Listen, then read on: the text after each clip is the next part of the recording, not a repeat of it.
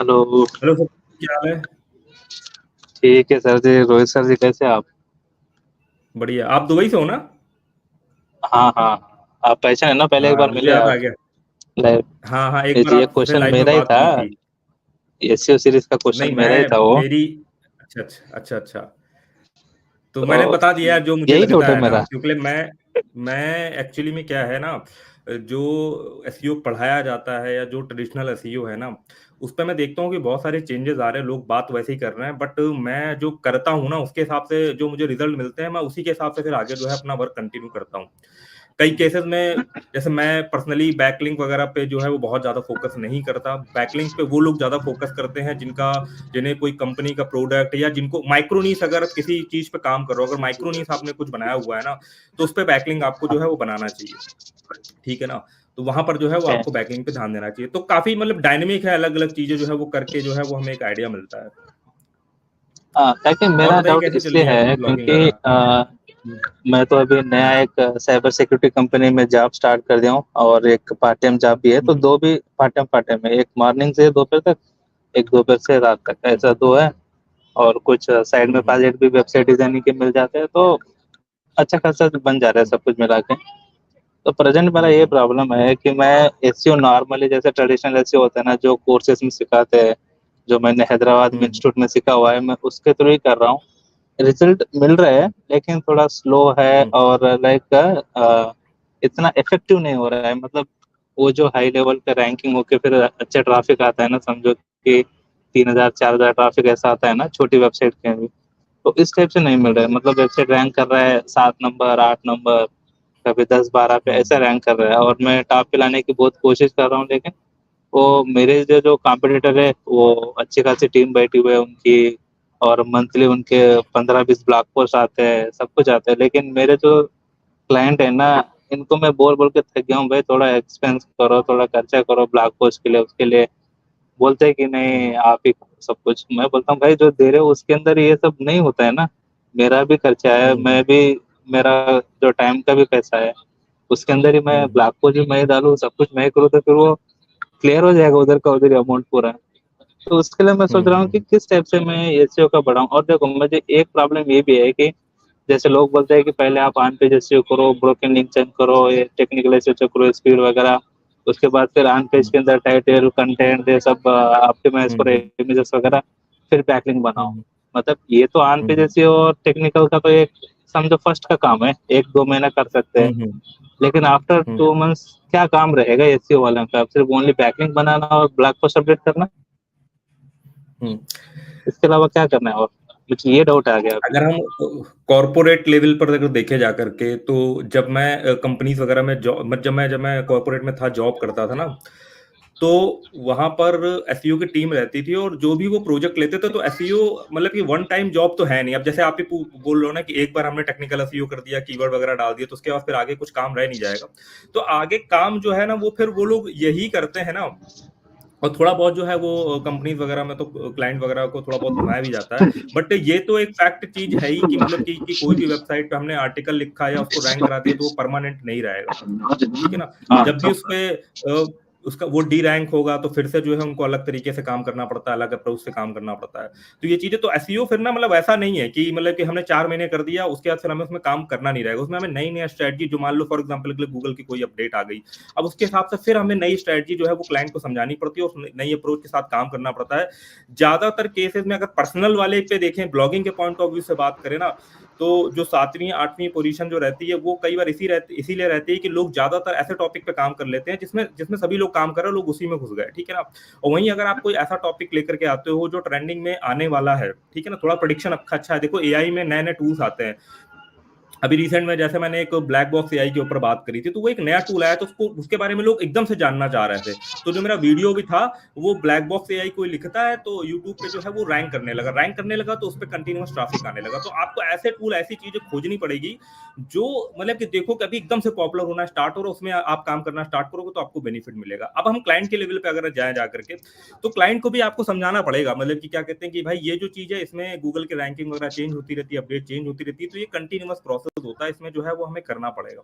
अब क्लाइंट के हिसाब से मैंने कोई एसईओ की एजेंसी नहीं रन करी है, तो मैं मतलब कितना डीपली इस चीज को शायद ना समझ पाऊं जा करके, जो आपको प्रॉब्लम वगैरह आ रही है। बट ये जो चीज है एसईओ, इसमें कंटिन्यूअस वर्क करना ही पड़ता है, भले ही कुछ ना कुछ करना पड़े, बट कुछ ना कुछ इंप्रूवमेंट नए तरीके से बैकलिंग या गेस्ट पोस्टिंग बहुत ज्यादा चल रहा है, क्योंकि जो हम लोग के ब्लॉगर लोगों को, जो हम लोग को $100-200 की गेस्ट पोस्टिंग के लिए चीजें मिल जाती है, तो हम ये समझ सकते हैं कि कोई बंदा अगर पे कर रहा है तो उसने कंपनी से कितना ज्यादा अमाउंट लिया होगा। तो लोग जो है वो गेस्ट पोस्टिंग का बहुत ज्यादा इस्तेमाल कर रहे हैं। तो गेस्ट पोस्टिंग के पॉइंट ऑफ व्यू से अगर आप जाओगे ना थोड़ा सा इधर, तो जो है वो ज्यादा बढ़िया रहेगा। कुछ चीजें मैं आपसे जानना चाहूंगा कि जैसे अभी क्या, अभी आप मेट्रो पे हो कि बस में हो? नहीं, अभी तो मैं बस में हूँ, अभी यहाँ से फिर आगे मेट्रो लेना है। अच्छा अच्छा, तो अभी आप ऑफिस क्योंकि मैं वगैरह जा रहता रहे हो क्या? रहता शारजाह में हूँ और मेरी जॉब है दुबई में, दोनों भी। क्योंकि शारजाह में रहना थोड़ा फिजिबल, थोड़ा अमाउंट कम लगेगा, क्योंकि अगर दुबई तो में रहते दुबई हैं तो में कास्ट एकदम जो डबल हो जाएगा। तो दुबई में जो बंदा एवरेज, मतलब कि उसका वेब डिजाइनिंग में एवरेज में क्या क्या पैकेज रहता है उसको, अगर मान लो अगर उसे आप वेबसाइट एक साल का डिजाइनिंग, एक्सपीरियंस हो और वो, हाँ, वेबसाइट डिजाइनिंग हाँ, में ही। अगर आप वर्डप्रेस हम्म वेबसाइट डिजाइनिंग भी कर लेते हो, और अगर आपको एसईओ समझो कि अच्छा खासा आता है, कि नॉर्मल जैसे सर्विस बेस्ड वेबसाइट होते हैं उसको रैंक करवाते हो, अगर हम्म मतलब हाई डिफिकल्टी वाले कीवर्ड भी नहीं, नॉर्मल पे भी अगर कर लेते हो ना, तो आपको एटलीस्ट हम्म। मिनिमम यहाँ का जो दरम है ना वो 4000 तक मिल जाएगा, अगर एक्सपीरियंस है। अगर मतलब नहीं, आप इंडिया, एकदम इंडिया में समझे जाके कितना, इंडिया के पॉइंट ऑफ व्यू से कितना? इंडिया का हो जाएगा वो 85,000 तक हो जाएगा, और डिपेंड ऑन लाइक क्या एक्सचेंज रेट चल रहा है तो उसके हिसाब से। अच्छा, क्योंकि 85 इधर, 86 हजार 90 हजार तक जो है वो हो जाएगा। हाँ, क्योंकि एक्सपेंस भी ऐसा है ना सर, इधर रहना खाना पीना ट्रांसपोर्टेशन उसका भी खर्चा बहुत ज्यादा है, तो आपका अच्छा, एटलीस्ट तो उसके अंदर से हाफ तो चला ही जाएगा इधर ही, ऐसा भी है। तो मतलब मान के चले कि अगर किसी को 80 हजार रुपए वहां पर मिल रहा हो, वो क्या नाम है, हाँ, दुबई में 80 हजार रुपए मंथली वो अर्न कर रहा हो इंडिया के पॉइंट ऑफ व्यू से, वेब डिजाइनिंग की जॉब कर रहा हो, तो वो मतलब 40 हजार तक बचा पाएगा अगर कोशिश करे तो? हाँ, 40,000 तक बचा पाएगा। और ऐसा ही नहीं है ना कि हम सिर्फ जा भी करें, क्योंकि मुझे पता है, क्योंकि वर्डप्रेस डिजाइनर एसईओ वाला चुप नहीं बैठेगा ना, वो हम्म 8-9 घंटा तो जॉब कर ही लेगा, 10 घंटा तक मिनिमम यहाँ पे 8-9 घंटा 10 घंटा जॉब होते ही होता है। तो 10 घंटा हम्म अगर काम भी कर लेगा तो 1-2 घंटे के लिए कुछ ब्लॉगिंग कर लेगा, या कुछ साइड इनकम के लिए ना किसी क्लाइंट बेस को पकड़ लेगा, भाई आपका वेबसाइट मैनेजमेंट कर लूंगा, किसी को बोलेगा मैं आपको हम्म वेबसाइट डिजाइनिंग कर दूंगा। वो रिसर्च करते बैठेगा तो उसको पता चल जाएगा, क्योंकि इधर है अभी लोगों को अवेयरनेस आ गया कि भाई वेबसाइट इंपॉर्टेंट है, सब लोग डिजिटली जा रहे हैं, तो इंक्वायरीज आते रहते हैं। मेरे पास वैसे ही है, मेरे पास कुछ नहीं तो हर महीना में 1 से 2 वेबसाइट तो बना ही देता हूँ मेरे पास। मैं कुछ मेरी अच्छा। खुद की मार्केटिंग नहीं करता हूँ, कुछ नहीं, मेरे पास लोकल लिस्टिंग बना हुआ है मेरा नाम से, फ्रीलांसर वेब हम्म डिजाइनर बोल के गूगल पे। हम्म। तो वहां से मुझे तो एक आप दो कहाँ से क्लाइंट काम मिल ही उठाते जाते हो, हैं। कहाँ से आप काम उठाते हो, कौन सी साइट से काम उठाते हो मैं फ्रीलांसिंग वाला? साइट्स काम से नहीं उठाता हूँ, मेरे पास आगे से काम आता है और नेटवर्किंग के थ्रू आता है। जिसका अच्छा, मैंने नेटवर्किंग। वेबसाइट बनाया वो बोलेगा भाई ये बंदा मेरा बनाया हुआ है, अफोर्डेबल है और हम्म डिजाइन अच्छा करता है, काम इसको कर दो। हम्म फिर ऐसा मेरे पास हम्म। काम आता है। और कुछ सारे जो है ना वो गूगल में प्रोफाइल से आते हैं वहां से, हम्म। तो तो उसके यही थ्रू हो चीज जाता तो है। लोगों को एक समझने वाली चीज है कि मान लो ब्लॉगिंग में, फॉर एग्जांपल के लिए ब्लॉगिंग में हम ब्लॉग बना रहे हैं और हमारा ब्लॉग नहीं रैंक कर रहा है या कोई भी चीज आ रही है, तो आपको एक स्किल, आप स्किल डेवलपमेंट पे ज्यादा फोकस करो। आप साइट से लोगों का वेबसाइट डिजाइन भी कर सकते हो भाई, जरूरी नहीं है कि आप उस चीज पे सक्सेस ही हो जाए। मैंने कई लोगों से बात करी, सब लोग यही कर रहे हैं कि भाई उनकी ब्लॉगिंग नहीं चल रही है अच्छी, तो वो क्या करते हैं, साइट से कहीं से वेब वर्डप्रेस पे वेबसाइट बनाना आ गया, वो काम उठाते हैं और वहां से आपका एक इनकम आता रहेगा, तो आपके अंदर एक कॉन्फिडेंस रहेगा और फिर आप ट्राई तो करते रहोगे ही, क्योंकि आप उसी चीज से बिलोंग करते हो। तो अगर मैं मोटा मोटा समझू जाकर के, साइट से आपका इनकम ठीक ठाक हो जाता है, बढ़िया? सर अभी मैं बोलूँ तो लास्ट 6 मंथ से मेरा ऑलमोस्ट एक 5,000 दराम तक तो जा रहा है अभी, लास्ट फोर हम्म फाइव मंथ से। तो समझो कि हम्म। इंडिया की तरफ से 1,20,000 तक, 1,00,000 से मतलब ऊपर ही एक जा रहा है तरीके से प्रेजेंट तो। एक तो तो एक तरीके से देखे जाकर के कि आपका इनकम जो है वो साइड में, जो आपने जो भी ये ब्लॉगिंग एसईओ सारी चीजें कर रहे हो, तो साइड में हाँ, आप जो अपनी सैलरी से ज्यादा एक तरीके से पहुंच जाते हो इस इधर साइड पे। हाँ, क्योंकि मेरे जिस जहाँ पे मैं काम कर रहा हूँ मेरे अंकल की ऑफिस है, तो उनके हम्म थ्रू मैं ज़्यादा तो चार्ज नहीं कर सकता, क्योंकि मैं रहता हूँ उनके घर में ही हूँ, तो उनको मैं चार्ज हम्म नहीं करता हूँ। उनको वो वीज़ा हम्म उन्होंने प्रोवाइड किया, सब कुछ रहना पहना, तो मैं उनका चार्ज नहीं लेता हम्म हूँ। जो बाकी एक हम्म कंपनी में जहाँ पे काम कर रहा हूँ, साइबर सिक्योरिटी वाली कंपनी में, तो उनको मैं चार्ज कर हम्म रहा हूँ हाफ डे का, मतलब 3-4 आवर्स में जाता हूँ उनके पास, तो वो लोग मुझे हम्म। 2,000 दराम दे रहे हैं। और बाकी मेरा अच्छा। साइड से समझो कि कभी 2,000 कभी 3,000, ये साइड इनकम बन जाता है बाकी वेबसाइट डिजाइनिंग से। तो एक भाई जो है वो कमेंट में क्वेश्चन पूछ रहे हैं कि आप एक साइट का कितना चार्ज करते हो एसईओ करने का या मैं डिजाइनिंग ये का?